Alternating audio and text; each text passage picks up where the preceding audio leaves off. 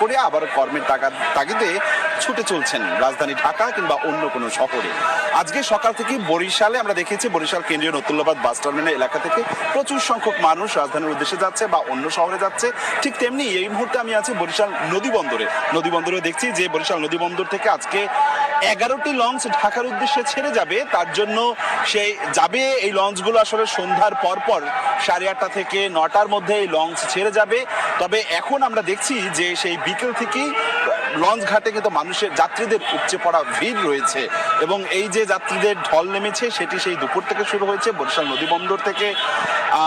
সাধারণত প্রতিদিন এখন 2 থেকে 3টি লঞ্চ যায়, সেখানে ঈদের বিশেষ সার্ভিস উপলক্ষে আজকে যাবে 11টি লঞ্চ। গতকালকে ছিল 6টি লঞ্চ, কিন্তু যাত্রীদের চাপ থাকায় বিআইডব্লিউটি এর কর্মকর্তারা বলছেন যাত্রীদের যত যাত্রী চাপ থাকবে তত আসলে লঞ্চও তারা এই ঘাট থেকে ছেড়ে যাবে ঢাকার উদ্দেশ্যে। আগে থেকেই লঞ্চ নোঙর করা রাখা আছে বরিশাল নদীবন্দরে এবং সেই নদীবন্দর থেকে এক এক করে সন্ধ্যার পরপর লঞ্চ ছেড়ে যাবে।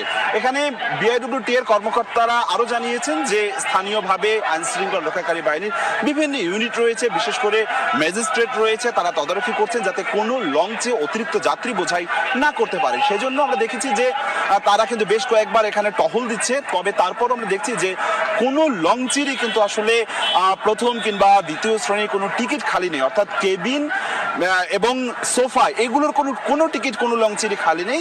তার বাইরে যে ডেকের যে টিকিটগুলো রয়েছে, তৃতীয় শ্রেণীর ডেকের যে টিকিটগুলো রয়েছে, সেগুলো তো আসলে যে যার মতন করে চাদর বিছিয়ে যাবার চেষ্টা করছে এবং সেই দুপুর থেকেই শুরু হয়েছে, এই বিকেল 4টা থেকেই শুরু হয়েছে এই যাত্রী চাপ এবং সন্ধ্যার পরপর ছাড়া হবে।